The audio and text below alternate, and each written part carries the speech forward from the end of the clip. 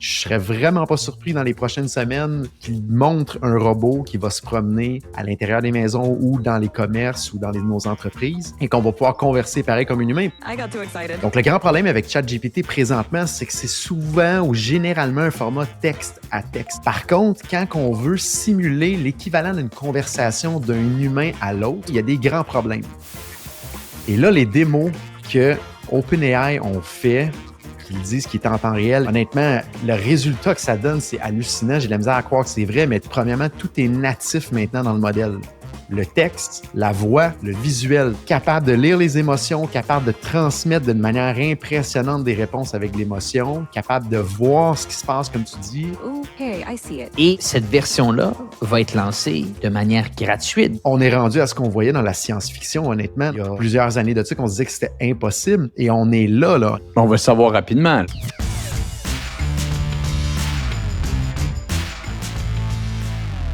Donc, on est de retour au podcast Hypercroissance en mode discussion d'affaires. Et encore, cette semaine, je suis en compagnie de Jonathan Léveillé.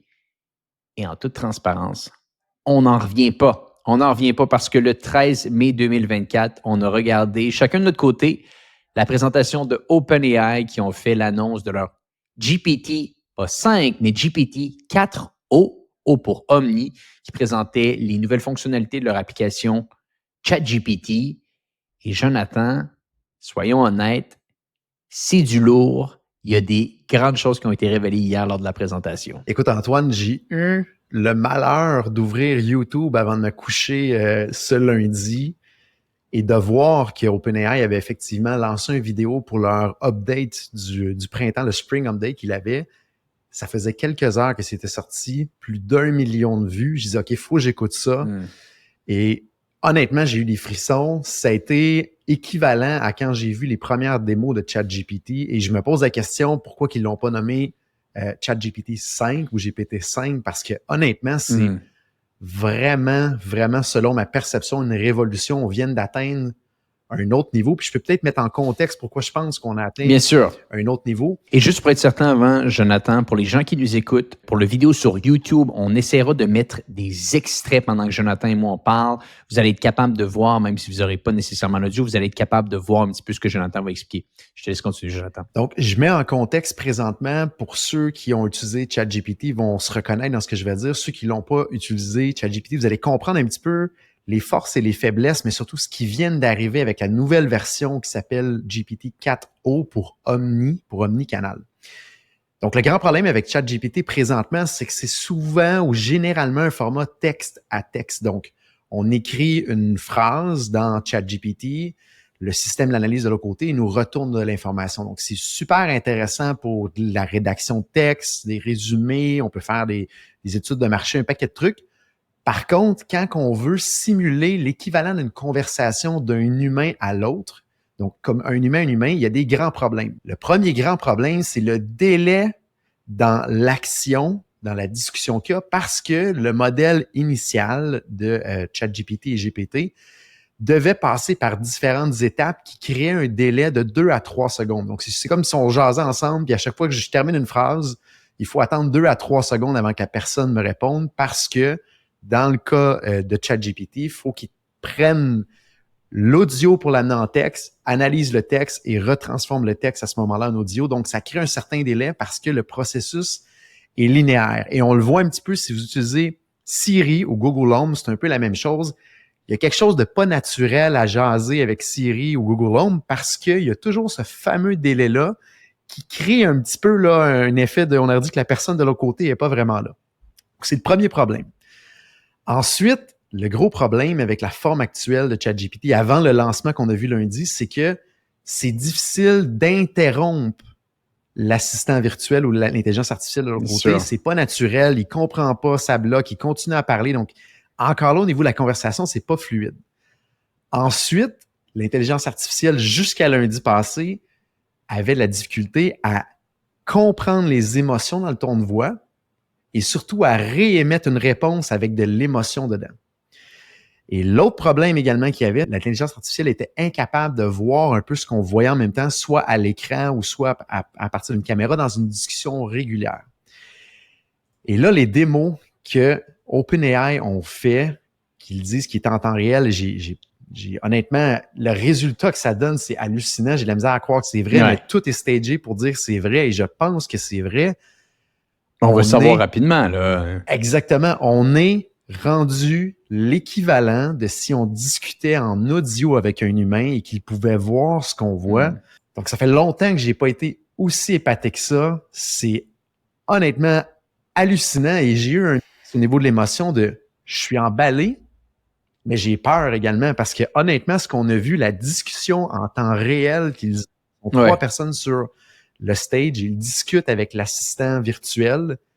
Honnêtement, la rapidité des réponses, c'est comme si on avait un humain qui avait beaucoup de réparties, qui répondait, qui est capable de faire des blagues, qui est capable de lire les émotions, qu'on est capable d'interrompre, qu'on est capable de pousser plus loin.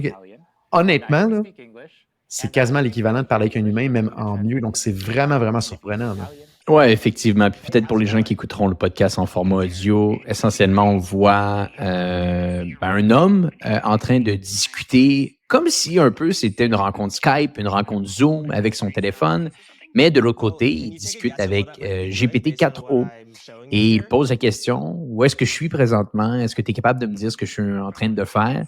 Et on voit que la personne est dans un studio, peut-être un studio d'enregistrement. Clairement, c'est de ça qu'on parle ici parce qu'il est en train d'enregistrer une vidéo et automatiquement, on voit l'intelligence artificielle qui dit on regarde un petit peu ton décor, on regarde un petit peu les lumières, on regarde où est-ce que tu es situé. Je pense que tu es en train, à mon avis, d'être dans un studio d'enregistrement et c'est assez épatant à la vitesse, comme tu l'as mentionné, Jonathan, qu'il y a une répartie, qu'il y a une conversation qui s'installe. Et corrige-moi si je me trompe, mais cette version-là va être lancée de manière gratuite. Donc, tout ce qu'on entendait la semaine dernière, comme quoi Llama 3, la nouvelle de l'intelligence artificielle de Facebook, elle est tout renflée parce qu'elle était gratuite. Eh bien là, tranquillement, d'un autre côté, ChatGPT écoute, ajuste et offre également une version encore de meilleure qualité à ses utilisateurs, et ça gratuitement, je pense bien.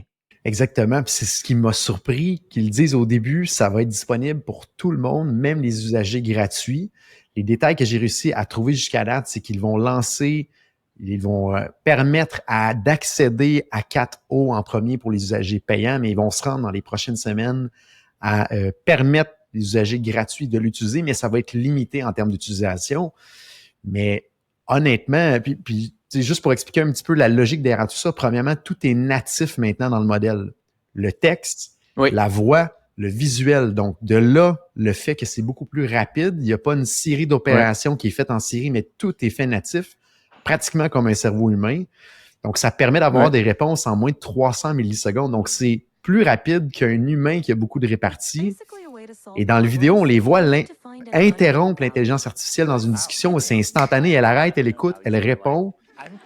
Capable de lire les émotions, capable de transmettre d'une manière impressionnante des réponses avec l'émotion, capable de voir ce qui se passe, comme tu dis.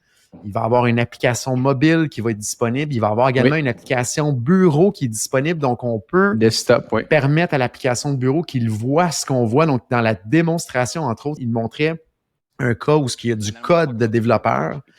Il demande audio à ChatGPT 4o. Dis-moi ce que tu vois, explique-moi qu'est-ce que ce code-là fait et comment qu'on peut essayer de changer une ligne ou deux. Et c'est impressionnant la réponse. C'est comme si on avait un développeur senior tout le temps sur le coin de notre épaule qui peut voir ce qui se passe sur l'écran.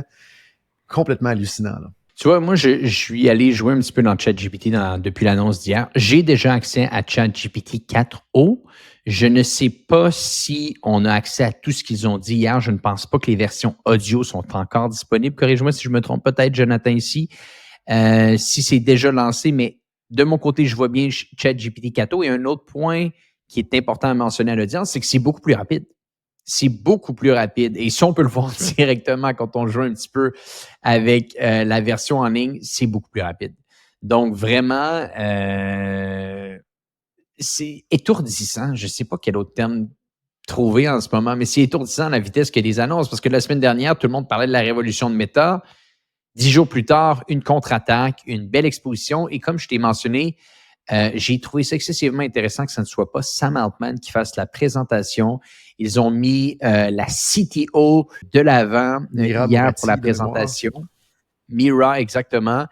Et ça, je trouve ça intéressant parce qu'on va voir de plus en plus de différents joueurs de ChatGPT. Donc, effectivement, Mira Murati qui faisait la présentation hier, très belle présentation. C'est une guerre AI qui va gagner, difficile à savoir. Et ce qui est fou là-dedans, c'est que c'est beaucoup plus rapide sur tous les angles, audio, vidéo, texte, mais 50% moins cher. Donc, ça va permettre de l'intégrer, de l'utiliser dans beaucoup plus de cas, exemple au niveau entreprise et au niveau personnel.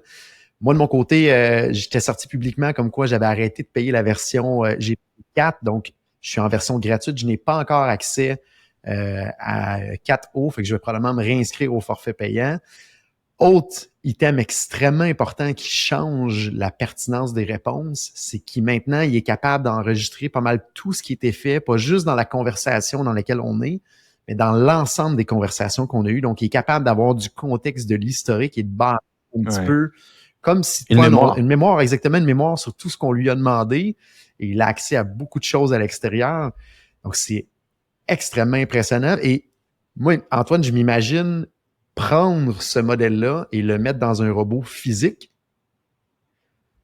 On est rendu à ce qu'on voyait dans la science-fiction, honnêtement, il y a plusieurs années de ça, qu'on se disait que c'était impossible. Et on est là, honnêtement, je serais vraiment pas surpris dans les prochaines semaines qu'il montre un robot qui va se promener à l'intérieur des maisons ou dans les commerces ou dans nos entreprises et qu'on va pouvoir converser pareil comme un humain parce qu'on est rendu honnêtement similaire à une conversation d'un humain, mais qui a accès à de la connaissance internationale et un pouvoir incroyable. Il montrait entre autres une démo, je pense que tu l'as vu Antoine, où il filmait des équations mathématiques que la personne en démonstration faisait et là, il conversait avec l'intelligence artificielle. Dis-moi comment résoudre cette équation-là, donne-moi des indices. C'est pareil comme avoir toujours un expert dans tous les domaines sur le coin de son épaule. C'est impressionnant. La question importante, Jonathan, maintenant pour toi, c'est vas-tu préparer des cas pratiques pour le 24 mai prochain que tu vas pouvoir expliquer à notre audience du panel d'hypercroissance? Parce que pour les gens qui ne le savent pas, Jonathan, comme vous le voyez, à chaque fois qu'on a des discussions d'affaires, nous parle d'intelligence artificielle et va être un panéliste du panel d'intelligence artificielle du 24 mai prochain à l'Hôtel Hall. Il va falloir que tu nous fasses des tests puis des petits cas pratiques, là. Absolument. Et honnêtement, j'ai toujours la même pensée par rapport à l'intelligence artificielle. C'est souvent over-hypé à court terme et sous-estimé à long terme. Et la raison pourquoi je disais souvent ça, c'était parce qu'il manquait ce côté-là omnicanal et la capacité d'interagir comme d'humain à humain. Et ça m'emballe tellement que ce qui vient d'arriver lundi, c'est ce qui manquait, je pense, pour aller au prochain niveau, pour des cas réels, des cas pratiques. C'est la capacité à l'intelligence artificielle de voir pratiquement la même chose que ce qu'on voit en tant qu'humain, d'être capable d'entendre et converser pratiquement, ou même en temps réel. Là, on est là. Et il y a un autre cas pratique qui montrait dans la démo, Antoine, tu l'as vu, c'est la capacité de réussir à partir d'un langage à un autre en temps réel. Donc, il y a une discussion en italien et en anglais et c'est instantané, la traduction, c'est parfait. Il y a de l'émotion dans la voix. Vraiment impressionnant.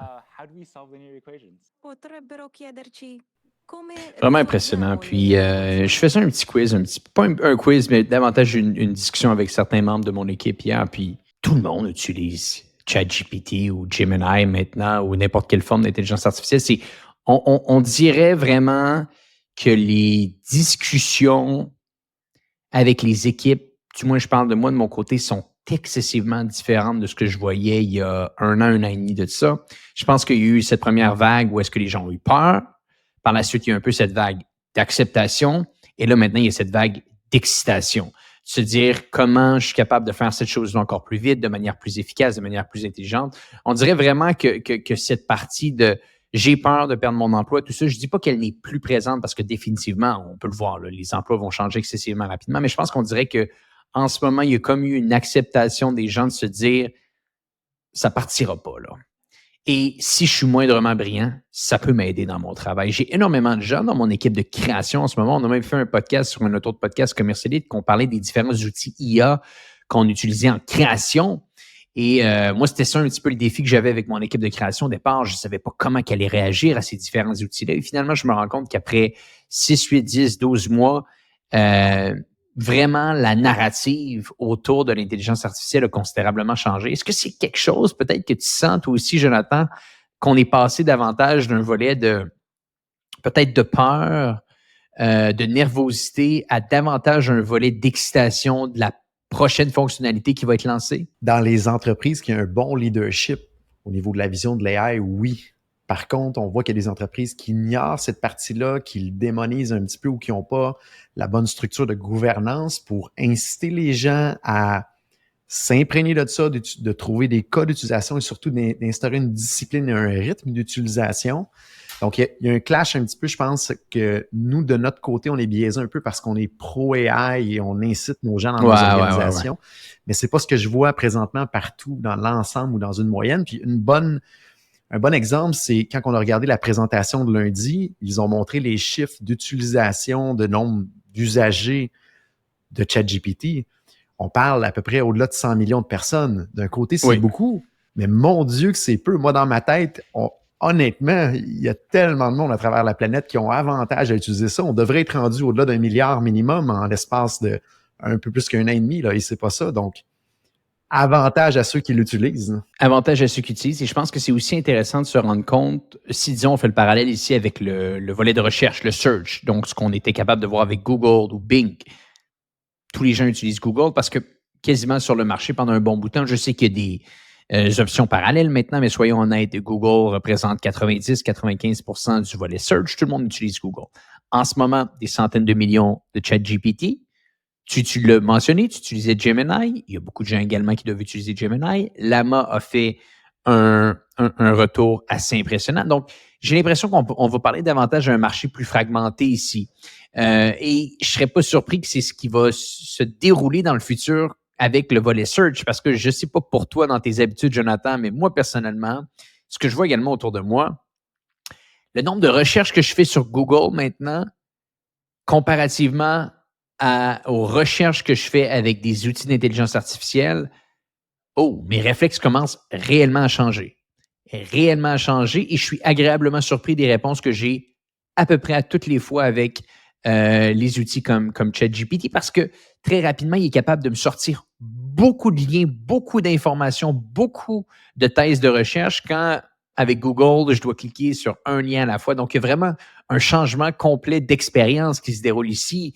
Et peut-être que ce marché-là qui va devenir plus fragmenté, c'est ce qui attend le volet des moteurs de recherche sur même pas le long terme ici, clairement le moyen terme. D'ici quelques années de ça, je ne serais pas surpris qu'on commence à avoir des annonces de Google comme quoi leur volet search, leur volet recherche est à la baisse, comme on peut le voir un petit peu avec Apple, avec leur baisse de vente de iPhone qui se déroule d'un trimestre à l'autre. Parce que c'est donc facile, plus intuitif d'utiliser un outil comme GPT-4 ou même comme GPT-4o maintenant. Absolument. Il faut rentrer par contre en ligne de compte le facteur de résistance au changement de l'humain. Encore là, je me réfère à, il devrait y avoir beaucoup plus de gens qui utilisent ChatGPT que qu'est-ce qu'on voit dans les statistiques. Les gens, malheureusement, ne bougent pas aussi vite que qu'est-ce qu'ils le devraient en termes d'avantages. Par contre, on le voit dans les chiffres de Google depuis à peu près 60 jours. Google est en train de perdre des parts de marché en grande partie contre Microsoft. Donc, il y a une inflexion vers le bas de la quantité de recherche sur le moteur de recherche de Google en faveur de Bing, et fort à parier parce que présentement, Bing est plus fort relié à OpenAI au niveau des recherches en arrière. Donc, il y a un changement un petit peu des habitudes tranquillement qui se fait. Je pense que ça va être, dans mon opinion à moi, malheureusement plus long que qu'est-ce que ça le devrait, mais c'est inévitable. Google est sur un terrain d'enjeu, une pente glissante. Ils sont très discrets et lents à réagir. Est-ce qu'ils sont vraiment en avance en arrière des rideaux? Probablement. Peut-être que oui, ils ont la capacité aussi de le faire, mais ils sont dans une zone dangereuse, là. Ils vont être un joueur exceptionnel dans ce volet de recherche-là, dans ce volet d'intelligence artificielle, dans ce volet de large language model. Ils vont être là. Mon point, je pense qu'il est davantage de dire ils vont être là parmi d'autres joueurs. Quand, au moment où on se parle, ils sont les seuls dans le modèle de recherche, dans le volet moteur de recherche, dans la publicité en ligne. Et ça peut vraiment avoir un énorme impact sur leur entreprise. Je pense que ça représente 95-90% de leurs revenus totaux. Donc, si tu as d'autres joueurs qui arrivent et qui sont capables d'avoir une cadence d'innovation aussi importante que ce qu'on est capable de voir avec OpenAI, que ce qu'on est capable de voir avec Llama, il ne faut pas l'oublier. Mark Zuckerberg est quand même très agressif au moment où on se parle avec l'intelligence artificielle. Il a rendu son modèle open source. Il a investi énormément d'argent pour aller acheter plus de GPUs. Définitivement, il est un joueur agressif. ChatGPT montre que c'est pas à cause qu'une nouvelle d'un joueur qui vont être laissés pour compte. Une semaine plus tard, 10 jours plus tard, après l'annonce de ils sont de retour. Google risque, j'imagine, de faire des annonces sous peu. Ça va être une course à 3 joueurs peut-être ici. L'arme secrète, par contre, de Google, c'est YouTube. Au niveau de l'intelligence artificielle. Donc, Google a accès à tout son propre lot de données qui provient de YouTube, autant les transcriptions des vidéos que le côté visuel lui-même. Donc, énormément de données que les autres joueurs n'ont pas ou n'ont pas le droit d'utiliser dans l'entraînement de leur Large Language Model. Donc, ils ont une carte de plus que les autres. J'ai hâte de voir comment que ça va réagir ailleurs. Mais quand ils ont acquis, je pense, en 2008 YouTube, de la part de Google, je pense pas que c'était dans leur carton de dire un jour on va se servir de ces données-là de manière avantageuse. Moi, fort à parier, c'est ce qui va leur permettre de garder un peu leur château fort ou du moins d'avoir un peu un mur de Chine avec certains compétiteurs. Puis tu vois, ce qui est intéressant, je terminais le livre de Elon Musk ce matin et il parlait de ça, il parlait de l'achat de Twitter. L'auteur Isaacson mentionnait un petit peu tout ce qui s'est déroulé autour de ça et c'est après l'achat de Twitter que Elon Musk a réalisé qu'il y avait peut-être, il venait d'acheter une pièce, une entreprise, une pièce de data, un asset qui allait pouvoir être excessivement important et intéressant pour lui pour bâtir la prochaine intelligence artificielle. Parce que quand tu mixais l'information texte mise sur Twitter, maintenant X, reliée à l'information visuelle que Tesla est capable d'acquérir à travers le temps avec ses différentes caméras, c'est là qu'il se retrouvait vraiment avec une jonction intéressante entre les deux, de se dire on va avoir beaucoup de data pour bâtir l'intelligence artificielle. Donc, un peu comme YouTube quand l'achat a été fait, un peu comme Google quand ils ont acheté YouTube, que j'imagine ce n'était pas nécessairement dans leur plan.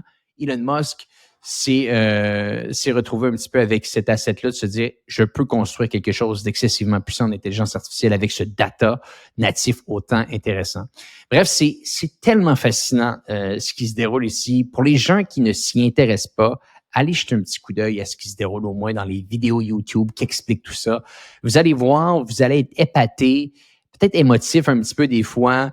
Ça risque peut-être également de vous choquer parce que vous allez voir des choses. Tu vois, j'en parlais littéralement avec mes parents qui se sont un petit peu loin de la technologie, tout ça. Je leur présentais des avancées de l'intelligence artificielle récemment et clairement, tu peux voir une certaine crainte de se dire « Wow, OK, on est rendu là, je n'avais pas vu les choses avancer. » Je pense que n'importe quelle personne qui est encore sur le marché du travail, ce qui n'est plus nécessairement le cas de mes parents ici, se doivent d'être au courant de ça. C'est pas juste un petit changement, c'est l'Internet des années 2000, c'est l'avènement des ordinateurs personnels des années 1980. Ça change tout.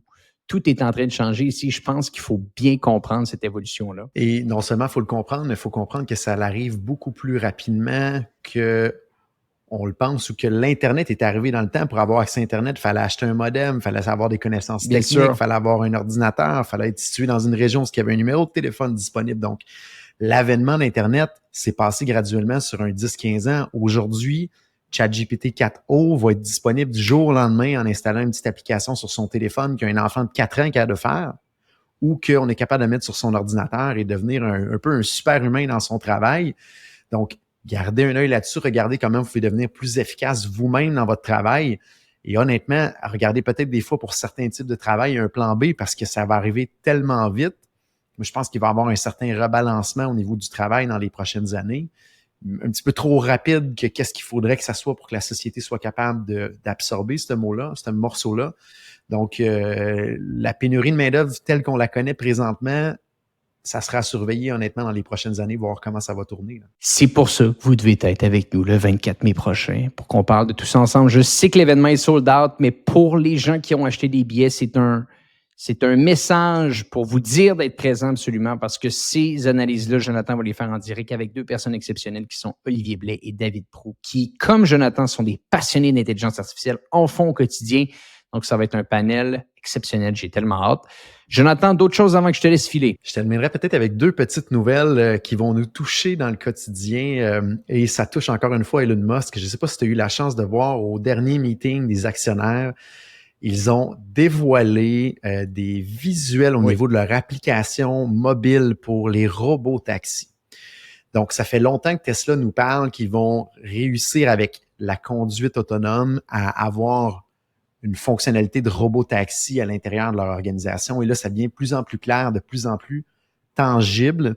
Ils pensent lancer en format bêta cette année cette application-là. Et je trouve ça tellement brillant parce que le problème numéro un des constructeurs automobiles, c'est l'inventaire de production. Quand vous en produisez trop, vous êtes obligé de baisser votre prix et faire suivre un peu vos clients qui ont acheté au grand prix. Et l'inverse, si vous ne produisez pas assez, bien, vous manquez des ventes et vous manquez des profits. Donc, la logique derrière tout ça, que je pense Elon Musk essaie de faire, c'est l'excédent de production de Tesla va s'en aller dans une flotte qui appartient à Tesla, qui va être des robots taxis qui vont se promener dans des grandes villes à ce moment-là pour générer des revenus pour Tesla et démocratiser le service. Et ce qui est intéressant, c'est que dans l'application, ce qu'il montrait, c'est qu'en un seul bouton, si vous êtes propriétaire d'une Tesla, vous pouvez rendre votre véhicule disponible dans la flotte de robots taxis et générer des revenus. Donc, on peut penser que vous en allez en vacances pendant une semaine, un mois, vous pèsez sur un bouton et votre véhicule vous rapporte des revenus pendant que vous êtes parti. Et là, ce que ça fait, c'est que ça donne un avantage incroyable à Tesla que si le véhicule coûte, exemple, 1 000 $ par mois, mais qu'il génère 1 000 $ de revenus dans la ville dans laquelle vous êtes, c'est zéro. Il n'y a aucun constructeur automobile à l'heure actuelle qui peut rivaliser avec ça. Et c'est ce qui s'en vient. On a vu des écrans de quoi ça a l'air. Encore là, une application très bien faite, très bien bâtie. Donc, ça risque d'arriver plus rapidement qu'on le pense. On en parlait, entre autres, à San Francisco. On a vu des flottes de robotaxis de la compagnie Waymo, qui est une filiale de Google. Donc, c'est à nos portes, ça s'en vient. Et c'est même à se poser la question, c'est nos enfants ou nos adolescents, est-ce qu'ils vont avoir besoin d'avoir un permis et une voiture? Parce qu'un coup, la conduite autonome devient un standard. C'est pas toujours un plaisir là, de conduire. Là. Et moi, ce que j'ai hâte de voir, c'est à quel point Tesla va vouloir rentrer à fond la caisse dans la construction de cette infrastructure de demande. Là, on le sait, Uber, c'est les champions de la logistique de demande. Et ils ont été capables de construire une application qui, littéralement, en quelques minutes, tu peux avoir un chauffeur. À quel point Tesla va vouloir bâtir sa propre app et également peut-être s'intégrer à Uber pour avoir peut-être un chauffeur là-dessus. J'ai l'impression que les deux vont être sur la table. Il reste de tester les deux, mais bon, à suivre. Ici, ça risque d'être intéressant également. Et dernier mouvement qui est toujours impressionnant de la part d'Elon, je ne sais pas si tu l'as vu, Antoine, mais il a remercié l'entièreté de son équipe qui gérait l'implantation et le déploiement des bornes électriques. Je ne sais pas si tu as vu ça passer dans les dernières heures. Oui, j'ai vu. À ne rien y comprendre encore là parce que c'est le joyau de Tesla, la quantité de superchargers de Tesla qu'ils ont permis ou qu'ils ont bâti à travers le monde. C'est ce qui fait un grand avantage d'avoir une Tesla maintenant qui est rendue disponible pour GM et Ford. Mais c'était un petit peu un signe, gage de sécurité qu'on avait toujours une place pour se charger, que ça allait fonctionner mieux que les autres chargeurs. Mais ils viennent de remercier tout le monde. Il a déjà commencé à engager certaines personnes, un peu comme il a fait avec Twitter quand il a remercié beaucoup de monde. Il s'est rendu compte qu'il y avait certaines personnes qui avaient besoin. Il s'engage quand même à investir 500 millions dans le déploiement de bornes dans la prochaine année, mais comment veux-tu investir un demi-milliard en ayant remercié tous tes gens qui s'en occupaient? Et j'entendais des témoignages de gens qui étaient des contracteurs externes qui s'en allaient sur un site qui était en train de construire des bornes et en route, ils se sont fait dire « Rends-toi pas au site, tout le monde vient de se faire virer. » Et là, tout le monde a essayé d'appeler ou envoyer des emails. Tous les emails bounçaient. Tout le monde avait été fermé au niveau de leur compte, donc ça a été une surprise du jour au lendemain. Et encore là, on se demande est-ce que c'est un coup de génie ou c'est un faux pas qu'il fait. Fort à parier dans 2 ans, on va se dire ensemble, Antoine. Il avait raison, il avait encore un grand master plan. Toujours impressionnant, ça, Elon. Elon Musk, incroyable. Jonathan, merci encore d'avoir été avec nous aujourd'hui. J'espère que les gens, ça vous donne envie de venir avec nous le 24 mai pour parler de AI. Et pour les gens qui nous écoutent, eh bien, on se dit à bientôt pour un prochain épisode du podcast Hypercroissance.